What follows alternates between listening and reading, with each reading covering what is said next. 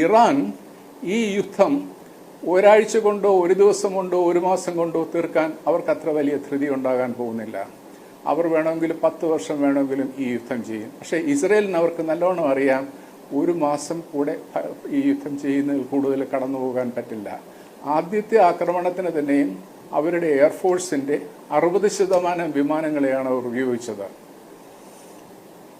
ഇറാനെ സംബന്ധിച്ചിടത്തോളം ഇറാന്റെ റിറ്റാലിയേഷൻ വിമാനങ്ങളുടെ ബേസിസുള്ളതല്ല, മിസൈലിൻ്റെയാണ്. ഇന്റർകോണ്ടിനെന്റൽ ബാലിസ്റ്റിക് മിസൈൽസിൻ്റെ ശക്തിയാണ്. അതിന് മുന്നോട്ട് വിമാനങ്ങൾ അയക്കേണ്ട ആവശ്യമൊന്നുമില്ല. അപ്പോൾ അവർക്കതിന് ആയിരക്കണക്കിന് റോക്കറ്റ്സ് അവരുടെ കയ്യിലുണ്ട്.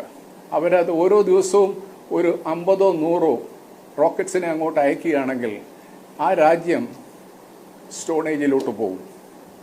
ഇന്നലത്തെ അറ്റാക്കിൽ നിന്ന് ഇന്ന് ഇസ്രായേലി പത്രങ്ങൾ വായിക്കുകയാണെങ്കിൽ വളരെ അവർ തന്നെ അത് സമ്മതിച്ചിരിക്കുകയാണ്. ഇസ്രായേലി പത്രങ്ങളിൽ തന്നെ അവർ സമ്മതിച്ചിരിക്കുകയാണ്, ഇത് ഷോക്കാണ് അവർക്കുണ്ടായിരിക്കുന്നത്. അപ്പോൾ അതിൻ്റെ അടുത്ത ഇന്ന് രാത്രി ചിലപ്പോൾ 2ാമത്തെയോ 3ാമത്തെയോ വേവ് ഇറാനിൽ നിന്ന് വരാൻ പോവുകയാണ്. അതുകൊണ്ടാണ് ഇസ്രായേലിലെ അംബാസിഡർ, ഡൽഹിയിലുള്ള അംബാസിഡർ ഇന്ന് പരസ്യമായിട്ട് പ്രസ്താവന ഇറക്കിയത്, ഇന്ത്യ ഇതിൽ ഇടപെടണം ഒരു മീഡിയേഷനായിട്ട്.